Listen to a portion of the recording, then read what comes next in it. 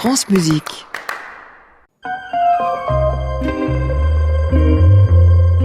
Musique Matin, le 7-9 de France Musique. Jean-Baptiste Urbain. On n'est pas sérieux quand on a 17 ans, écrivait Rimbaud, et quand on a 20 ans. Alors, le concert d'Astrée, l'ensemble créé voilà 20 ans par Emmanuel Haïm, célèbre cette saison, ces 2 décennies, avec toujours la même énergie, la même passion, et puis du sérieux, tout en ayant le sourire. Bonjour Emmanuel Haïm. Bonjour Jean-Baptiste Urbain. Toujours toute la journée à l'antenne sur France Musique. Emmanuel Haïm, comme ça, de but en blanc, quand vous regardez en arrière ces 20 dernières années, qu'est-ce que vous voyez ? Plein de productions enthousiasmantes, de concerts excitants et puis de rencontres merveilleuses, que ce soit avec des artistes très variés et des publics aussi très très différents. Donc je dirais vraiment que des bons souvenirs. Tout s'est passé comme prévu ? Heureusement non. Alors, rien n'était prévu. Moi, j'avais pas la moindre idée de comment est-ce que les choses allaient se construire. De façon générale, dans ma vie, j'ai pas vraiment prévu de choses, et les choses arrivent. On a l'impression qu'on va dans un chemin qui s'offre à vous et que vous devez suivre. Et donc, moi, j'ai l'impression de continuer, de suivre cette route-là. Et c'est oui, je dirais la route que la musique m'impose. Encore 2 petites secondes, ce jeu des questions des 20 ans, de quoi vous êtes la plus fière ou la plus heureuse de ce que vous avez mené en 20 années avec le concert d'Astrée ? Je dirais en tout cas la véritable famille artistique qui s'est créée entre les musiciens de l'orchestre, les chanteurs du chœur, l'équipe aussi du concert d'Astrée, parce qu'il y a toute une partie évidemment qui tient, parce que derrière il y a une équipe de gens passionnés, que ce soit à la partie je sais pas, musicologie, bibliothèque, même les gens qui sont sur le côté financier, sur le plan organisation, le management vraiment de toute cette équipe. Et c'est vraiment chacun a une place fondamentale dans un édifice qui nécessite cet enthousiasme-là et cette implication très importante. Puis je dirais aussi la famille d'esprit artistique qui s'est soudée sur le plan esthétique entre les musiciens. Et s'il y avait un regret ou quelque chose qui reste à accomplir, Emmanuel Haïm, ce serait quoi ? En tout cas, je trouve pas de regrets, mais des choses à accomplir, oui, il y en a plein. Et c'est le challenge, c'est que on ne sait pas si on aura assez d'une ville, il en faut plusieurs à mon avis, pour explorer tout ce répertoire magnifique qui est devant nous. Un des exemples là qui m'est assez frappant, cette Idoménée de Campra que nous venons de monter à l'Opéra de Lille était un souhait qui était déjà ancien et qu'on a réussi à accomplir. Et ça a mis du temps, on va y revenir d'ailleurs. Oui, et ça a mis du temps, mais voilà une œuvre qui mérite largement, et des œuvres comme celle-là, il y en a beaucoup, et je trouve que il faut les défendre, il faut être là pour les défendre. Ni remords, ni regrets. Emmanuel Haïm est notre invité toute la journée sur France Musique et jusqu'à 9h. Voici Jean-Philippe Rameau, les Boréades.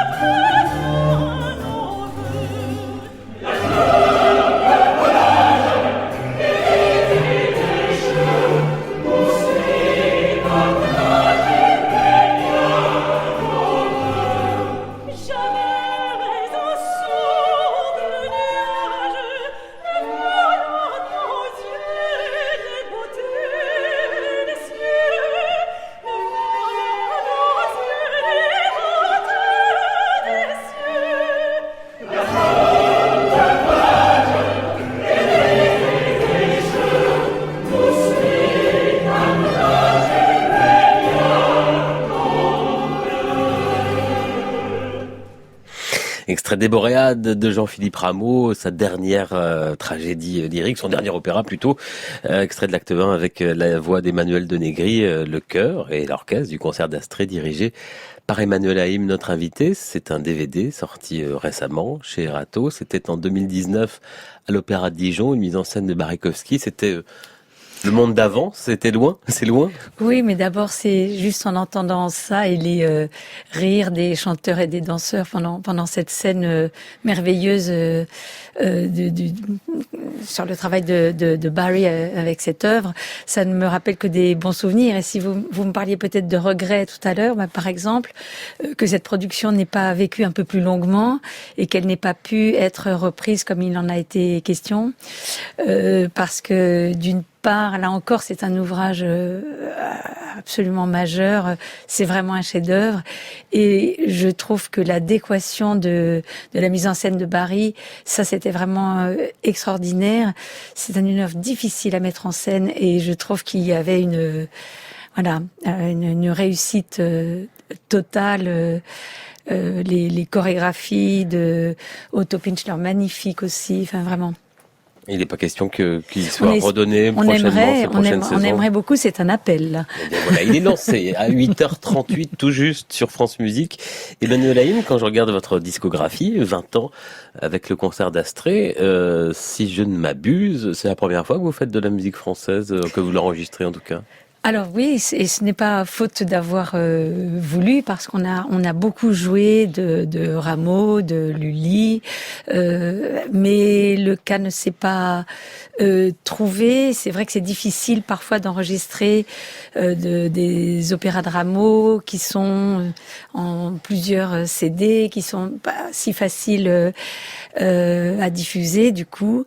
Mais c'est plus les circonstances en fait. Oui, parce qu'en réalité, Rameau est dans notre répertoire depuis toujours, et la musique française depuis toujours, qui est un répertoire que moi j'adore et que je souhaite défendre autant que faire se peut. Vous sortez donc d'un Idoménée de Campra à l'Opéra de Lille que vous donnerez ensuite le mois prochain à Berlin. Lille, vous êtes en compagnonnage depuis de longues années, en résidence, mise en scène par Alex Ollet, la Foire d'Elsbaus.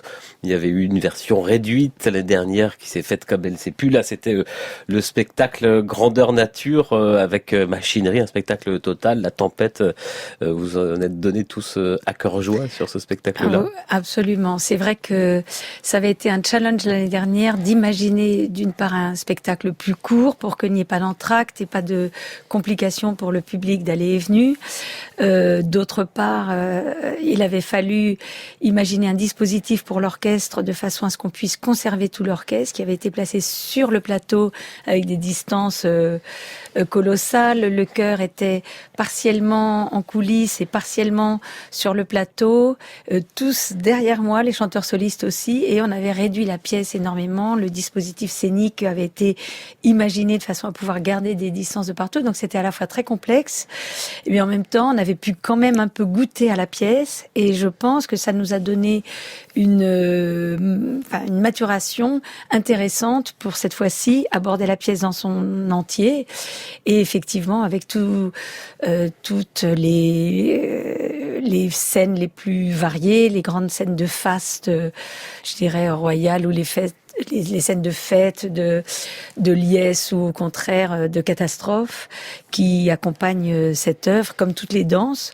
qui sont très nombreuses dans une pièce de ce genre, comme une tragédie. À propos de catastrophe, Emmanuel Haïm, vous avez frôlé la catastrophe, si j'en crois l'hebdomadaire Marianne, qui raconte que on est toujours sur un fil. Vous avez eu sur une représentation un cas de Covid, et patatras, tout l'édifice aurait pu s'écrouler. Qu'est-ce qui s'est passé exactement à Lille? Une de nos solistes ne se sentait pas bien, et le médecin est venu, et quelques instants avant la représentation, elle a été testée à ce moment-là, et bien que vaccinée, elle a été effectivement testée positive, ce qui a été, du coup, a mis l'ensemble de l'édifice en cas contact. Donc tout le monde a été testé immédiatement, puis masqué, et puis il a fallu trouver une solution. Qu'est-ce qu'on allait faire pour ce spectacle-là? Et là, je trouve l'enthousiasme, et puis tout le monde a eu je sais pas, j'ai fait venir La volonté. toutes les chanteuses sur le plateau, toutes les chanteuses du chœur et solistes, et j'ai dit qui connaît quelques lignes que ce soit du rôle d'Ilione. Alors Hélène Carpentier a dit moi je connais le premier air, Eva Zaïtchik a dit moi je connais un peu les récitatifs, etc. Puis on a eu plein de gens qui se sont tous proposés et qui nous ont sauvé véritablement le spectacle, et en déchiffrant vraiment. Et en chantant masqué d'ailleurs. Oui, tout le monde a chanté, joué masqué, dirigé masqué, etc. On a été testé de façon journalière et on a pu continuer, mais vraiment c'était sur le vif. Sur le vif, sur le fil, cette Ido Bene, ça s'est passé. Une nouvelle saison qui arrive, une saison anniversaire. Au programme notamment Henry Purcell.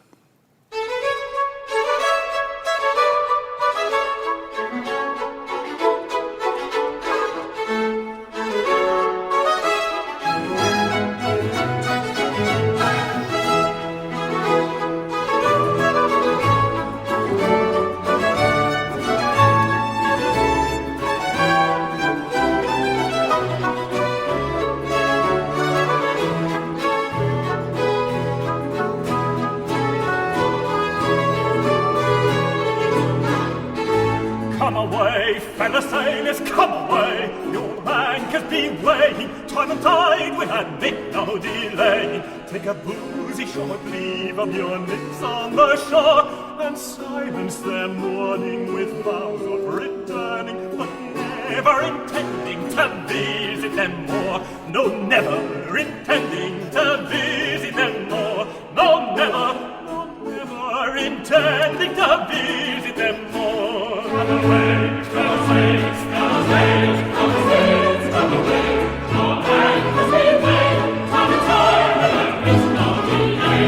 Take a boozy short leave of your nymphs on the shore, and silence their mourning with vows of desire, but never intending to visit them more. No, never intending to visit them more. No, never intending to visit them more.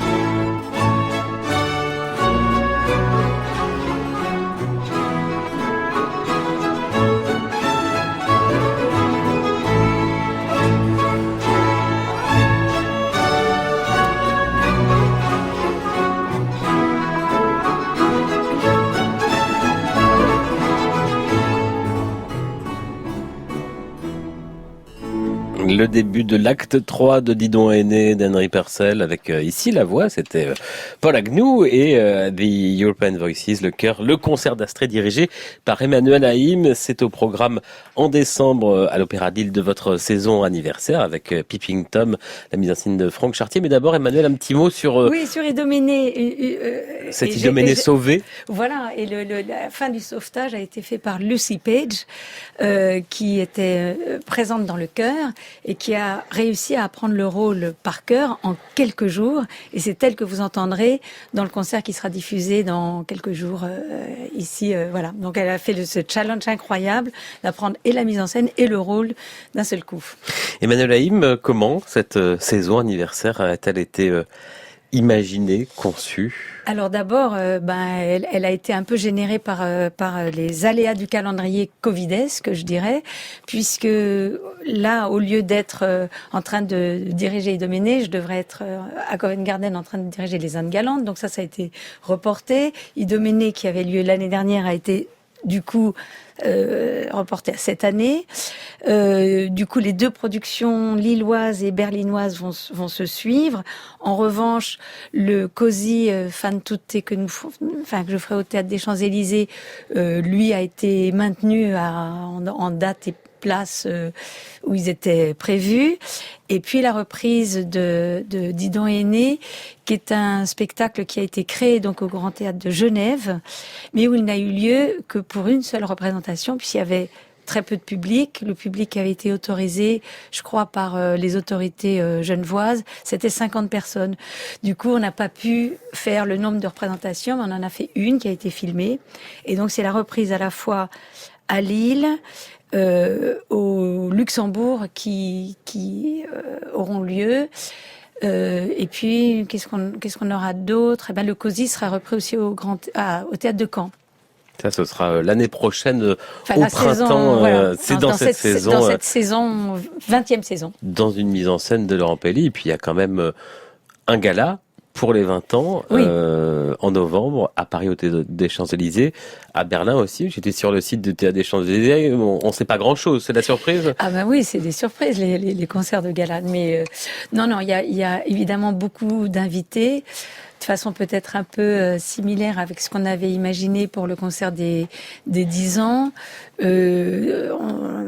j'ai souhaité que les chanteurs qui ont participé aux différentes productions des 10 années passées, les instrumentistes évidemment qui aussi ont écrit cette histoire, soient là de façon un peu festive en se promenant dans les compositeurs qui ont fait l'histoire de nos 10 dernières années, en excluant peut-être Mozart, des choses un peu plus tardives pour des histoires, je dirais, de diapason et d'instrumentarium qui ne sont pas tout à fait compatibles dans un même concert.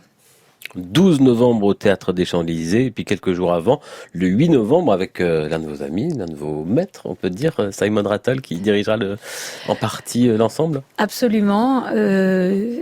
J'ai trouvé que, d'abord, il est à Berlin en même temps que moi à ce moment-là. Notre idée de départ était de diriger en alternance les deux Idoménée, le Campra et le Mozart. Et finalement, ce projet n'a pas eu lieu puisque tous les reports ont été complexes. Donc lui, il sera en train de diriger Hippolyte et Aricie au même moment. Et il m'a proposé très gentiment de diriger en partie le concert d'Astrée, ce que je trouve un beau cadeau d'anniversaire. Rendez-vous le 12 novembre au Théâtre des Champs-Élysées. Puis si vous nous écoutez en Allemagne sur notre site, ce sera le 8 novembre à Berlin pour ces concerts de gala des 20 ans du concert d'Astrée. Je le disais, Rameau, c'est la première fois que vous enregistrez de la musique française. Le DVD vient de sortir. En revanche, quand on regarde votre discographie Emmanuel Haïm, il y a un champion, c'est Handel. Un extrait d'Aminta et Philidé de Handel, la voix de Léa Desandré, le concert d'Astrée dirigé par Emmanuel Haïm. C'était votre dernier disque audio, hein, pas DVD. Ça fait longtemps d'ailleurs que vous n'avez pas sorti de disque Emmanuel Haïm. Puis là, on entendait l'influence viennoise sur Handel, dans cette petite valse facétieuse que Handel nous propose dans ses cantates italiennes. Oui, en effet, il y a eu beaucoup de concerts, de productions, etc. Et donc ça s'est pas trouvé, mais bientôt les concerts seront enregistrés, les concerts des 20 ans seront enregistrés en direct et donneront lieu à un disque. Mais vous êtes quand même de plus en plus, ou vous allez peut-être de plus en plus vers le théâtre musical. C'est quand même votre cœur, le cœur de votre activité, de votre passion, de votre vie aujourd'hui. Oui, mais pas seulement, parce que c'est vrai que on a aussi beaucoup d'autres productions en plus petit effectif, par exemple, où on va travailler sur de la musique uniquement instrumentale. Non, je dirais que c'est très varié, mais ce qui est sûr, c'est que les résidences qu'on a, en particulier celle à l'Opéra de Lille, ou le partenariat au long cours, au Théâtre des Champs-Élysées, font que ça nous donne des ancrages dans des grandes productions, certes scéniques. Et voilà, et le reste se construit autour. Et puis le Covid a un peu détruit les tournées au milieu de ça. Et donc on espère retrouver cette fois-ci avec le concert autre, et puis le travail en petit effectif qui est très important pour moi parce qu'il me redonne accès au clavier aussi et à une autre forme de relation à la musique, si vous voulez. Ça vous intéresserait, Emmanuel Haïm, de diriger un opéra comme d'autres chefs, y compris baroques, l'ont fait ou désirent le faire ou candidatent pour? Je pense qu'il faut, je dirais non, parce que je pense qu'il faut vraiment avoir une vision très large du répertoire. Et puis, il faut passer son temps probablement à aller énormément voir d'autres productions, rencontrer des metteurs en scène variés, etc. Donc, ça m'empêcherait, je pense, ça me prendrait tout mon temps musical. Donc, peut-être quand j'aurai, je sais pas. Cette résidence à Lille, d'ailleurs, c'est un lien aussi avec la directrice de l'Opéra de Lille, Caroline Sourier. On voit des ensembles en résidence parfois assez brutalement quitter une maison lyrique ou un théâtre. Un théâtre. C'est quelque chose qui vous inquiète parfois, que les choses puissent bouger C'est sûr qu'on a eu ce lien au très long cours avec Caroline, qui est très, très, très important, mais c'est quelqu'un qui est tellement à l'écoute des artistes et puis qui est sur vraiment une construction d'abord artistique. En fait, elle cherchait un orchestre au moment où l'opéra s'est réouvert et je l'ai rencontré à ce moment-là, ainsi que d'autres ensembles qui se sont proposés. Et à partir de ce jour-là, c'est vraiment pas à pas qu'on a construit ça. Et puis, on a du coup étoffé ça aussi avec d'autres partenariats, comme celui avec le Théâtre des Champs-Élysées ou le Théâtre de Caen, l'Opéra de Dijon, où pour le moment, la chose est un peu arrêtée, mais on espère bien qu'elle reprendra. Et puis, des nouveaux théâtres qui se proposent, comme le Grand Théâtre de Genève ou celui du Luxembourg. Donc, ça permet d'avoir des coproductions et de valoriser une partie du travail qui est fait au démarrage dans une maison comme Lille, qui pense à ces constructions en coproduction. Vous avez vu, les 8h57, on n'a pas encore parlé de être une femme chef d'orchestre. On le fera peut-être pas ce matin, Emmanuel Haïm. Juste, vous trouvez pas que depuis un an, les lignes bougent quand même? On vient de voir encore hier soir la nomination d'une directrice musicale à l'orchestre, au théâtre musical de Bologne. Les lignes bougent. C'est sûr, parce que les temps changent et que la chose avance et c'est bien. Et puis bientôt, on n'en parlera plus du tout, tellement elles vont avancer. Non, je pense que ça donne certainement de l'espoir aux jeunes talents féminins qui sont là et en tout cas qui ne doivent pas être bloqués par ça. Voilà. Bon anniversaire. Merci, Jean-Baptiste. Et bonne journée sur France Musique. Au revoir.